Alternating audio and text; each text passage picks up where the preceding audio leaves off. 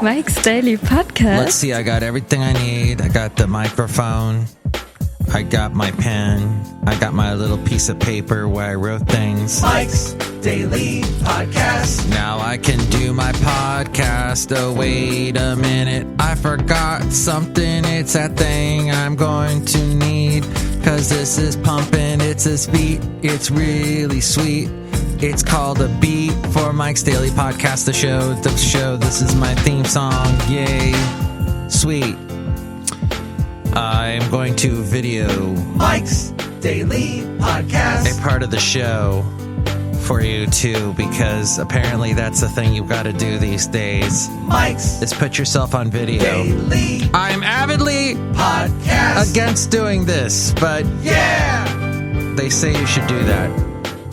So let's see. I should just videotape my foot for this. We'll do that. Hey everybody, see my foot at MikesDailyPodcast.com. Or actually on YouTube, youtube.com/MikesDailyPodcast, something like that. Yes. Okay. So, here we are at Mike's Daily Podcast land. I'm videotaping now. Can you tell my voice changed slightly? I want to tell you all about something you should not ever do, and that is download the Turo app. Oh, downloading the Turo app is a great idea because you can rent a car and it's pretty cheap. And if you don't have a credit card, that's awesome. But here's what happens. You cannot start your car, your Turo car, unless you have the app.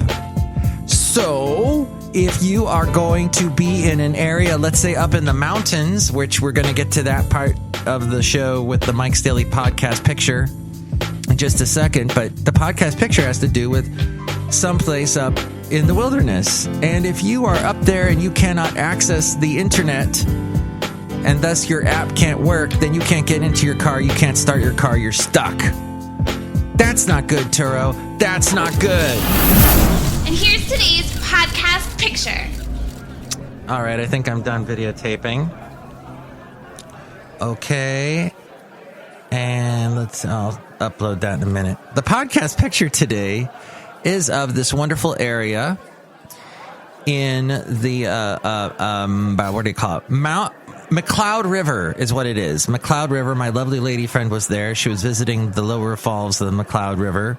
McCloud is this cool little town, kind of a northern exposure-esque type place.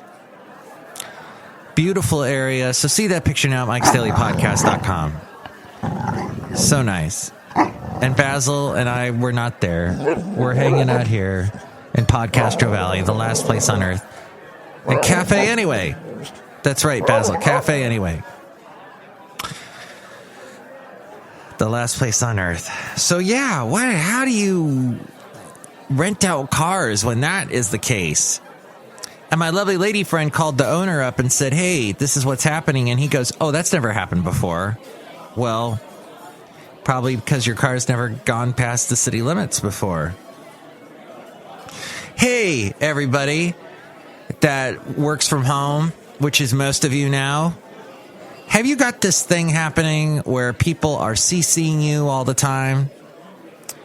I get randomly CC'd on things that I don't need to see these emails. I do not need to CC these emails. Yeah, it's ridiculous. Why am I CCing this? Because you're CCing me or BCCing. What is that? That's be annoying. Is that what that is? Other interesting things that I have noticed of late are people that text briefly. They cannot manage to muster more than a few words when they text. It's either emoji. No, they can't even muster emoji. They just go, basically try to pound out a word, or they give me the capital letters, the 3 capital letters that I'm supposed to know what they mean. L-O what? F something? I don't know. Cafe, I don't know. Cafe anyway. There's a thing called speech to text on your phone. Use it. It's an amazing piece of technology. Once upon a time, You would speak into, it was a dictaphone? Was that what it was called? You dictate to someone, and then that poor person would have to write it all out. I think it was usually a woman getting paid way less than a man, because that's how completely wonderful our times were. The good old days, as we call them. Yeah, good for white guys. That's what the good old days were about. Yes, if you were a man, you'd come home, smoke your pipe, have a steak dinner, and then die of esophagus cancer later on. That's what a lot of the guys died of from that era, from the 70s, 60s, 70s. They're eating too much steak, drinking too much. Oh, raise your hand if your parents or your grandparents were alcoholics. Everybody was an alcoholic. Gosh. I heard an interesting story the other day. This is what's fun with talking to your mom. In fact, I got to call her. I didn't know this about my dad. Well, I knew he drank. And I knew his father, my grandfather, drank. But wow. So he went to AA, but he kept in his jacket, yes, a little, what was it? One of those things that you put the alcohol in, the little shot. What do they call those? It's not a brandy sifter. It's a shot drink pouch deal in your pocket.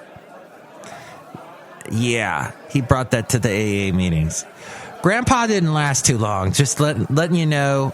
You know what got him? One of the things that got him was diabetes, because alcohol turns to sugar in your system. And he liked to eat pies, and he'd eat a whole pie. Yes, my grandfather. No, but I'll tell you, I do the plugs and then I do the slugs. So I reversed that. I did a slug to my grandfather. Sorry, grandfather. Here's a plug about my grandfather. He had an amazing way of connecting with people. As we go outside a cafe anyway, we bring you Mike's Daily Podcast. Somewhere in Podcastro Valley, he could connect with someone, like he could meet someone and instantly that person would feel like my grandfather was their best friend. I didn't witness this. He passed away when I was much too young. I didn't really get to know him. But he had that ability. And I find that impressive. Now, my mother, this was my mom's stepfather. So, father-in-law. Sarah, there we go. Father-in-law. But my mom, not related directly to my grandfather, she has that ability on the other side of the family. Very warm and can connect with people. So I don't know. Do I have a little bit of that? Maybe. But if I don't, you know what you could jump off of, into, out of it. No. See, I can't do it. Hey, was this a good quarter for you? I just realized that the quarter just ended. That's how good a manager I am. Something about June, the end of June, early July, does not seem to me that we're entering a new quarter, but it is. Into the summertime. End of March definitely feels to me like the end of a quarter, but the end of June, it seems like we're moving along into summer, and there's so many things happening. And let's be honest, June feels like March. We just gone back in time. I mean, we thought we could go outside again, but no, we got to wear masks. Everybody's wearing a mask. Everybody. And everybody's telling you to wear a mask. Even our vice president. He is urging Americans to wear masks to stop the spread of COVID-19. The U.S. Surgeon General, Dr. Jerome Adams, he is got a thing up on C-SPAN now about methods of prevention, stressing the need to wear masks, cloth face coverings, wearing cloth masks, face coverings in public settings, says the Center for Disease Control, and social distancing. Please do that this weekend. I know you might go see family. Back the heck up. You don't know. I mean, you might know where they've been, but this is the weird thing about this virus is it can remain completely, show no symptoms whatsoever. No symptoms, and you don't know, and it's getting passed along. And then someone who can't get it, shouldn't get it. When they get it, they die. They get it because of you. So that's why we wear the masks. That's why we put up with it. That's why when we wear the mask, we go, ooh, gosh, that's my breath? What? That's the funniest thing I've heard. Jon Stewart said that to Steve Carell on Steve Carell's show, which, by the way, Stephen Colbert. Steve Carell is in Jon Stewart's new movie. But Stephen Colbert and John were talking. Of course, John hired Stephen Colbert to be on The Daily Show way back when. And then that later got Stephen Colbert to do the Colbert Report. But Jon Stewart said and he's at home, Jon Stewart, gray as can be. I love it. He's so gray. But he's still got that young face. And he's talking all about how he goes, I had to put a mask on because I had to go out. And I thought to myself, I need to apologize to my family. Now I get it, family, why when I walk into a room, you all leave. My breath. What's going on? Yes. All the breath makers and Mentoses and Tic Tacs and all the Bianca. Is it Bianca? Banaka? No, it's Bianca, the mouse from The Rescuers.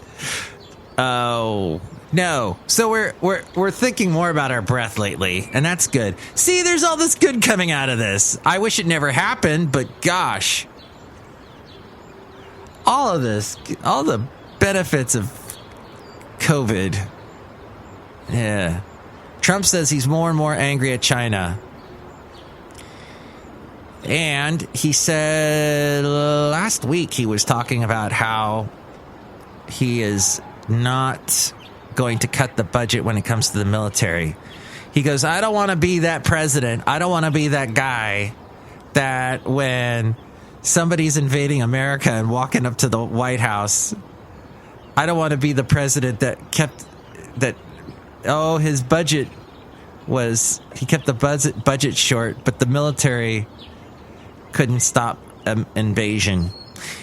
Believe it or not, Trump said it much more funny, in a funnier way. But the fake contact tracing part of rapidly involving coronavirus fraud is what the Department of Justice from the U.S. is, and the Department of Health and Human Services is warning about fake contact tracing and contact tracing scams.